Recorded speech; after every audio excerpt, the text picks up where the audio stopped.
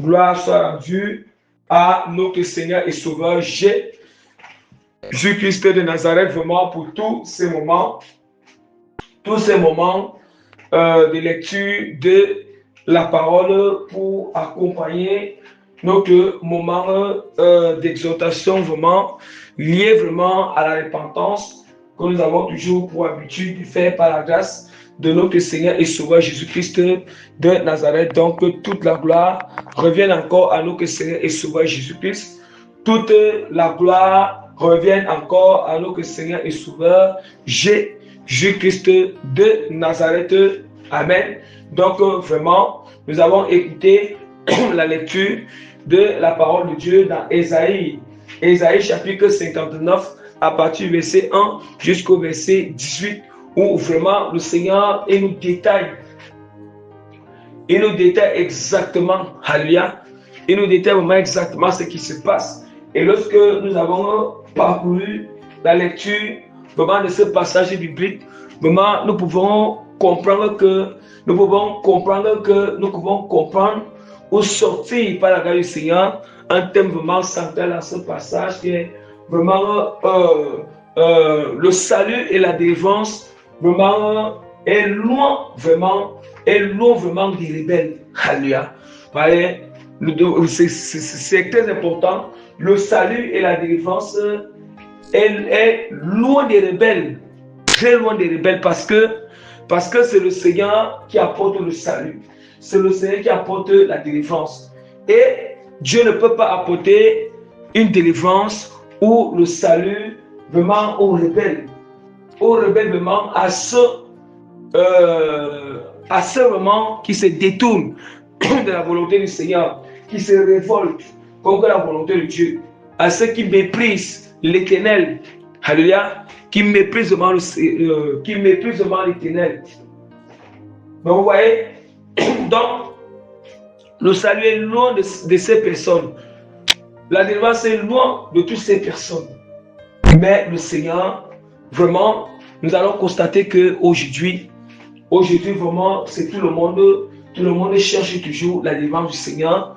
Tout le monde cherche le salut du Seigneur. En réalité, on n'a jamais compris vraiment pour recevoir le salut. On n'a jamais compris pour bénéficier du salut du Seigneur. On n'a jamais compris vraiment qu'est-ce qu'il y a lieu à faire afin vraiment de demeurer dans le salut du Seigneur, de demeurer dans la délivrance du Seigneur, ou bien de recevoir la délivrance de Dieu.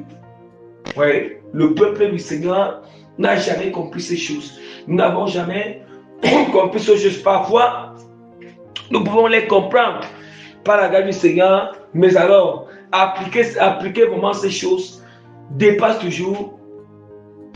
souvent plusieurs personnes. Alléluia. Ça dépasse souvent plusieurs personnes. Vous voyez comment le Seigneur, Dieu est très clair. Dans Ésaïe, chapitre 59, quand le Seigneur est en train de nous dire, non, la main de l'Éternel n'est pas trop courte pour sauver, ni son oreille trop dure pour entendre. Mais ce sont nos crimes qui mettent une séparation entre vous et votre Dieu. Ce sont vos péchés qui vous cachent sa face et l'empêchent de vous écouter. Donc nous comprenons déjà que en fait, ce n'est pas Dieu le problème. Ce n'est pas le Seigneur le problème. Le Seigneur n'est même pas dur. Alléluia. Le Seigneur n'est pas méchant. Le Seigneur n'est pas mauvais. Le Seigneur, il souhaite écouter nos prières. Le Seigneur souhaite nous exaucer. Le Seigneur souhaite nous venir en aide. Mais c'est nous le problème. C'est nous le problème. C'est nous le problème. Nous les chrétiens, bien-aimés, nous avons quelle tenue devant la face du Seigneur. Bien-aimés, c'est quel comportement que nous avons devant la face de Dieu.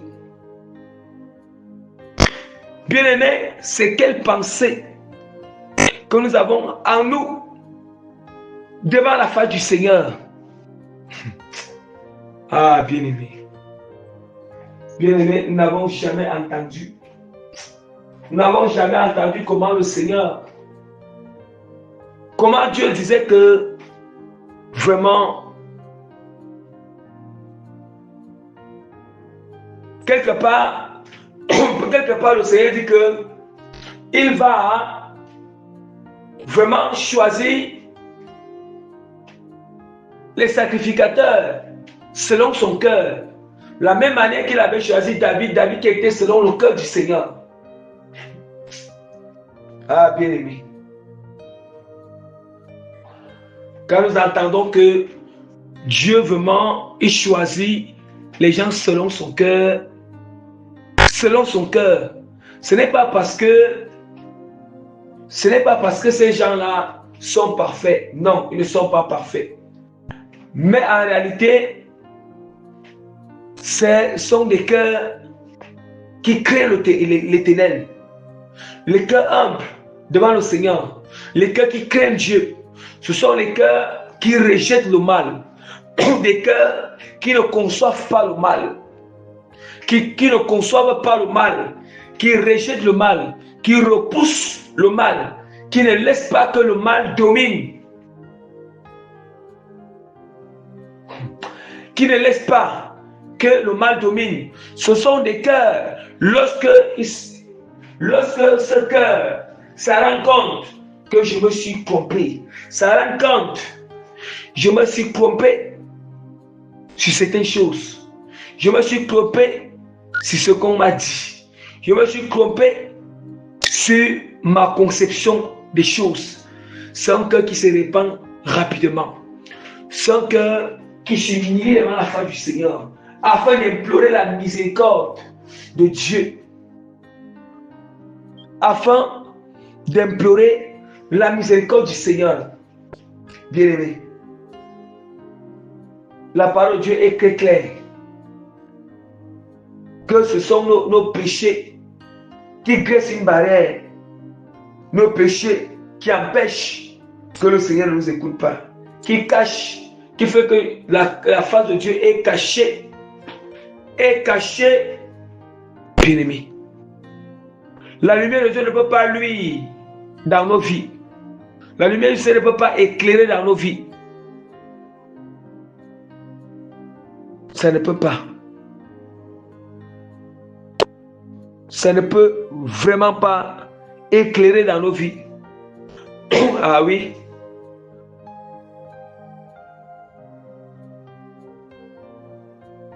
La lumière de Dieu ne peut vraiment pas éclairer dans nos vies.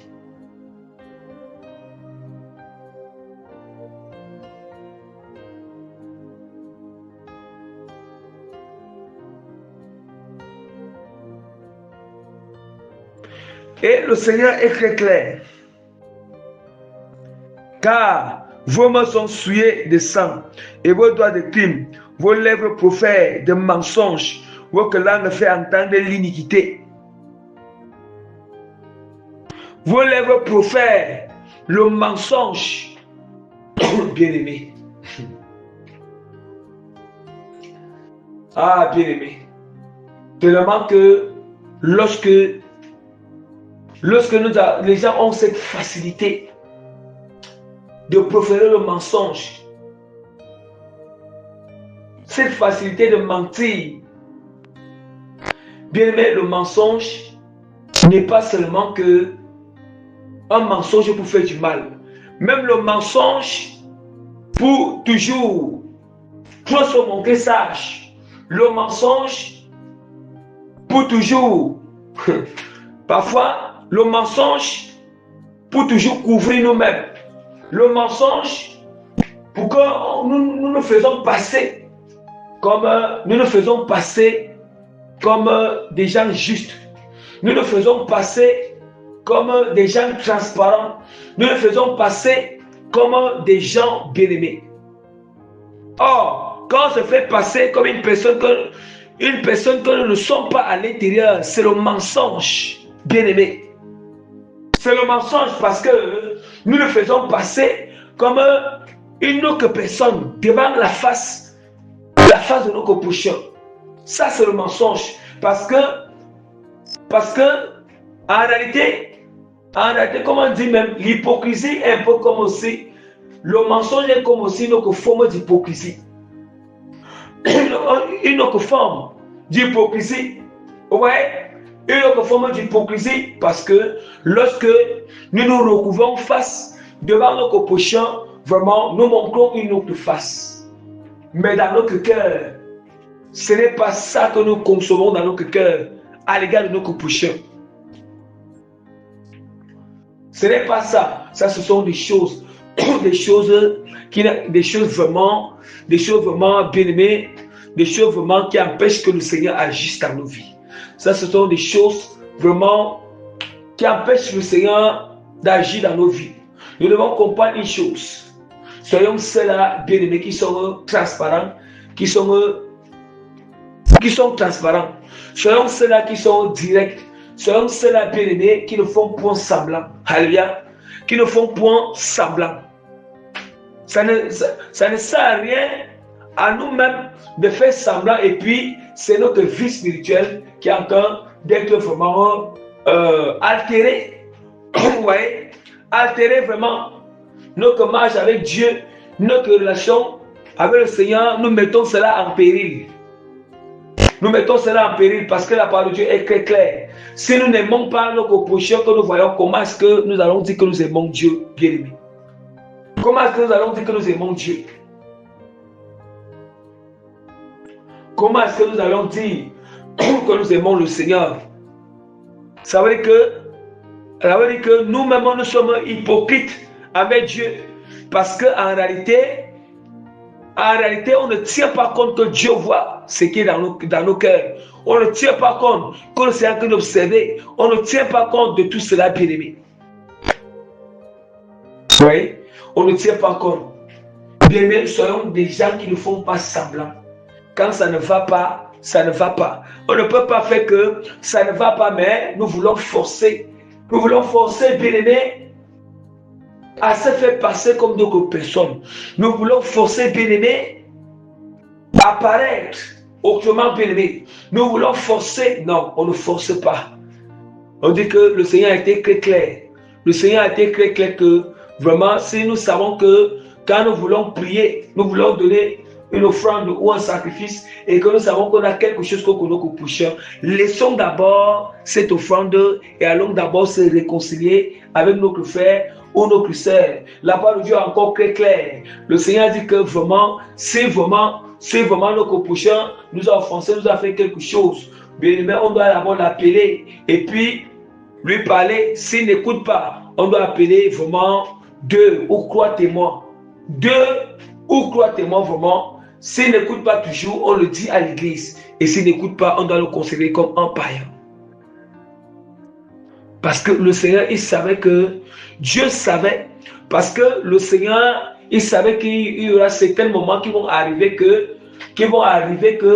vraiment, il y a quelque chose qui ne va pas dans le cœur à l'égard de nos prochains.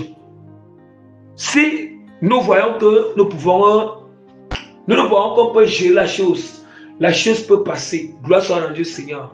Mais si nous voyons qu'on ne peut pas gérer la chose, appelons notre prochain. Parlons-lui de la chose. Alléluia. Parlons de la chose à notre prochain. Vraiment, ici, je ne suis pas content. Ici, tel comportement. Ici, tel comportement. Que vraiment d'aller dans la présence du Seigneur, étant nous-mêmes étant hypocrites avec le Seigneur, en faisant semblant avec le Seigneur, le cœur tourmenté. Nous avons la haine contre notre prochain, l'amertume qui nous pousse encore à parler du mal de notre prochain de part et d'autre. Qui nous pousse encore à dire du mal de notre prochain de part et d'autre. Croyant que c'est en ce moment que nous serons libres. Nous pensons faire du mal à notre prochain, mais nous ne faisons pas du mal à notre prochain, nous faisons du mal à nous-mêmes. Nous faisons du mal vraiment, nous faisons vraiment du mal à nous-mêmes. C'est ce que nous devons comprendre. Nous devons comprendre cela. Alléluia. Parce que la parole de Dieu est très claire. Vous voyez? On dit que vos langues faites entendre l'iniquité. Nul ne se plaint avec justice, nul ne plaide avec droiture. Il s'appuie sur les choses vaines. et disent des faussetés. Ils conçoivent le mal et enfantent le crime. Vous voyez? Ils conçoivent le mal. On conçoit le mal où? Le mal dans le cœur. Comment nous pouvons garder le mal? Quand nous gardons le mal dans le cœur, nous concevons le mal dans le cœur, nous allons enfanter le crime. Le crime n'est pas seulement qu'il faut tuer une personne physiquement. Seulement nos paroles, seulement les paroles qui sortent de nos bouches. On peut déjà apporter un crime dans la vie d'une personne. La vie d'une personne, vous voyez, dans la vie d'une personne, nous devons faire très attention. Le Seigneur Jésus-Christ a dit que c'est de l'abondance du cœur que la bouche parle. C'est de l'abondance du cœur que la bouche parle, bien-aimé. Que la bouche parle.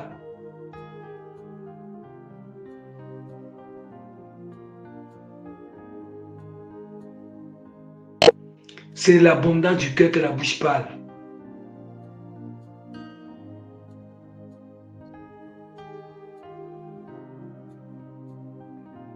C'est ce que la parole de Dieu nous explique. C'est ce que la parole de Dieu nous enseigne.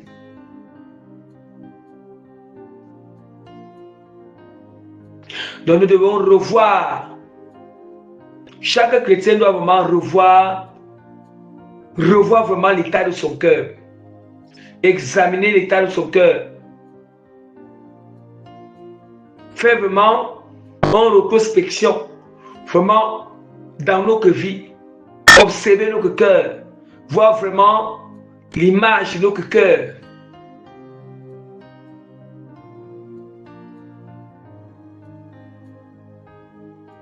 L'image de notre cœur.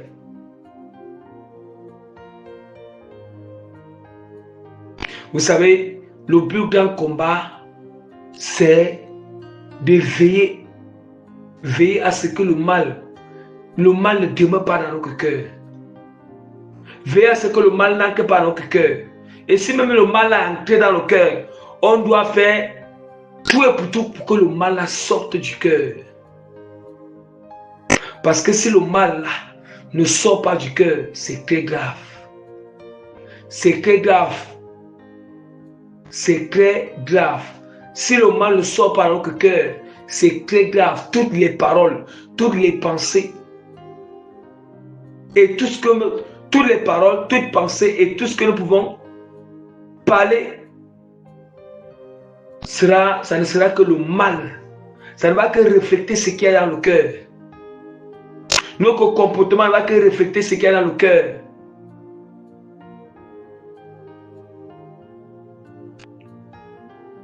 Ce qu'il y a dans le cœur.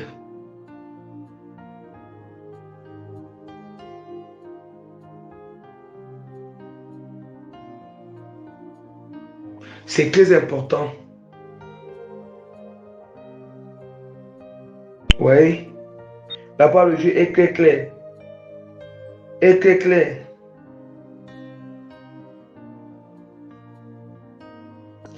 Les œuvres sont des œuvres d'iniquité. Et les actes de violence sont dans leurs mains. Leurs pieds courent au mal et ils ont hâte de répandre le sang innocent. Leurs pensées sont des pensées d'iniquité. Voyez, les pensées d'iniquité, le ravage et la ruine sont leur route. Ils ne connaissent pas le chemin de la paix. Il n'y a point de justice dans leur voie. Ils prennent des sentiers détournés. Quiconque image ne connaît point la paix. Vous voyez, ils prennent des sentiers détournés. Vous voyez, des sentiers sont des chemins. Emprunter des chemins qui ne glorifient pas le Seigneur. Et nous allons voir que toute personne qui entraîne les autres dans ce genre de chemin, c'est un chemin qui n'a jamais la paix.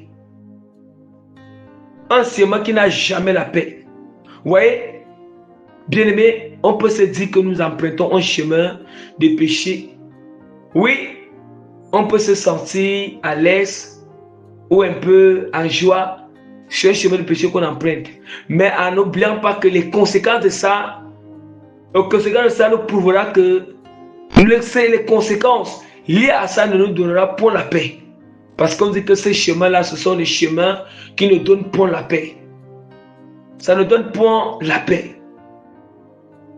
Parce que quand nous sommes sur un chemin qui ne glorifie pas Dieu, là, du coup, le chemin du Seigneur, c'est un chemin qui donne la paix. C'est un chemin qui donne la paix. Quand nous sommes à la volonté du Seigneur, nous avons la paix du cœur. Nous avons la paix du cœur en nous. Nous avons la paix du cœur en nous, bien-aimés.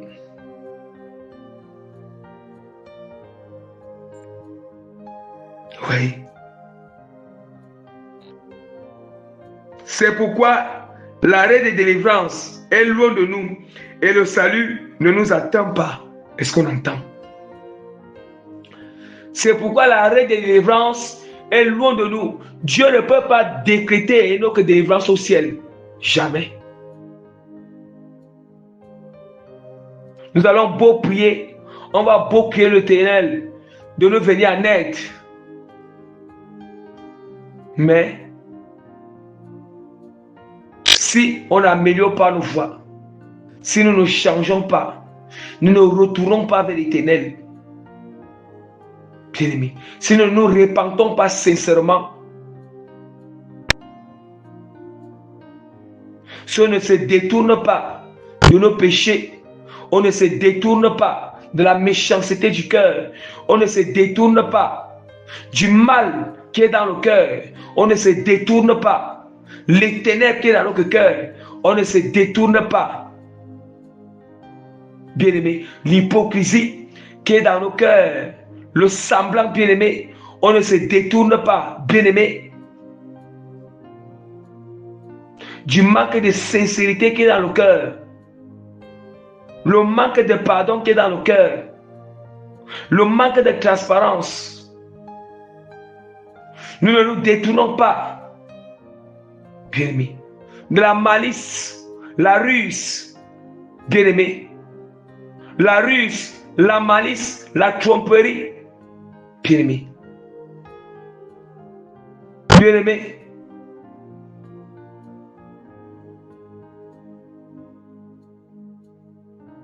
On ne se détourne pas, bien-aimé.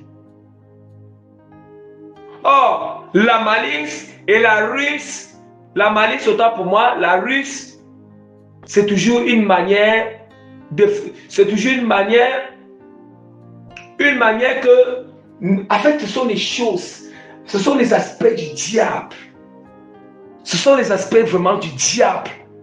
Les aspects du diable, parce que les aspects du diable, quand le diable veut nous faire quelque chose, le diable veut obtenir quelque chose, le diable veut nous tromper, le diable veut recevoir quelque chose qui nous concerne, le diable va se faire d'abord passer comme la lumière. Il se fait passer comme la lumière.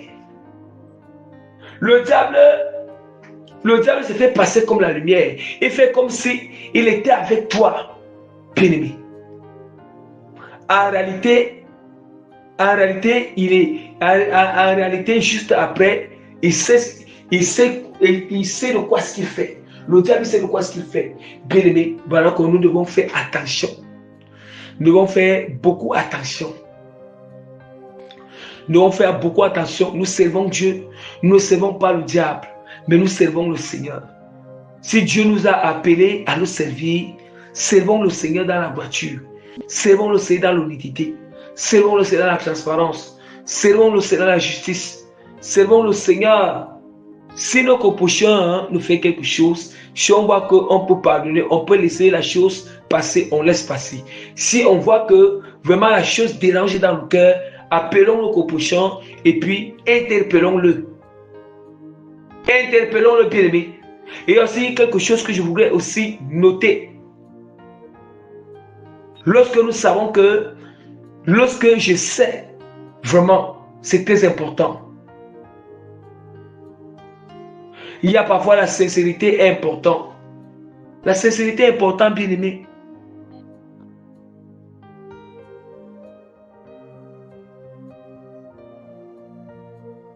La sincérité est importante. Donc vraiment, nous devons connaître que le Seigneur, et puis la parole du Seigneur continue encore à nous dire, donc, et voilà pourquoi parle que c'est pourquoi l'arrêt de délivrance est loin de nous, et le salut ne nous attend pas. Nous attendons la lumière, et voici les ténèbres. Voyez? Nous attendons la lumière, mais voici les ténèbres. La clarté, nous marchons dans l'obscurité. Nous tâtonnons comme des aveugles le long d'un mur. Voilà. Comme des aveugles le long d'un mur. Nous tâtonnons comme ceux qui n'ont point Dieu, des yeux. Nous chancelons à midi comme des nuits. Au milieu de l'abondance, nous ressemblons à des morts. Oui. Nous ressemblons à des morts. Oui. Nous grondons tous comme des ours. Nous gémissons comme des colombes. Nous attendons la délivrance et elle n'est pas là. Le salut est loin de nous, car nos transgressions sont nombreuses devant Dieu. Alléluia. Et nos péchés témoignent contre nous. Nos transgressions avec nous et nous connaissons nos crimes. Nous avons été coupables et infidèles avec les ténèbres. Nous avons abandonné notre Dieu. Nous avons proféré la violence et la révolte, conçu et médité dans le cœur des paroles de mensonges, et la délivrance s'est retirée et le salut se tient éloigné, car la vérité trébuche sur la place publique et la droiture ne peut approcher. La vérité a disparu et celui qui s'est éloigné du mal est dépouillé. Est-ce qu'on entend? Est-ce qu'on entend, bien-aimé? Bien-aimé, nous, là où nous sommes là, nous devons comprendre une chose. C'est que Dieu, il voit toujours les pensées de nos cœurs. Nous pouvons tromper les hommes, mais le Seigneur, on ne peut pas tromper Dieu. Jamais. Jamais. Et c'est même des choses qui font vraiment que, en fait, ça appelle tellement les ténèbres dans notre vie. Ça appelle l'obscurité dans notre vie. Hein? Ça appelle l'obscurité dans nos vies.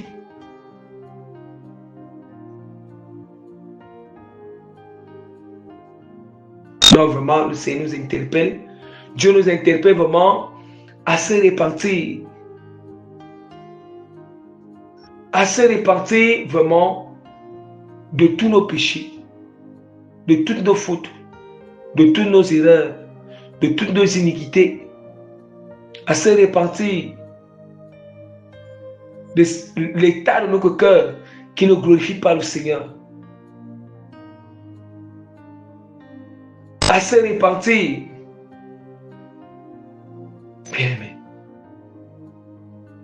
Bien-aimé, que chacun revoie vraiment sa marche avec le Seigneur. Chacun revoie vraiment sa marche avec Dieu. Parce que le comportement, les actions et les paroles, tout ça, ça reflète qu'est-ce qu'il y a dans notre cœur. Qu'est-ce qu'il y a vraiment dans nos cœurs. Et il faut vraiment que nous nous repentons sincèrement. Donc que toute la gloire revienne à notre Seigneur et Sauveur, Jésus-Christ de Nazareth, vraiment. Que toute la gloire revienne par la grâce du Seigneur. Je mets le sceau du Saint-Esprit sur cette exhortation. Je mets les cachets, les témoignages sur cette exhortation. Et je mets la signature authentique de l'autorité de transformation, de changement et d'impactation positive. Vraiment dans tous les cœurs, âmes, esprits qui sont disposés vraiment. Reçu vraiment cet enseignement étant bien disposé au nom puissant de Jésus-Christ de Nazareth.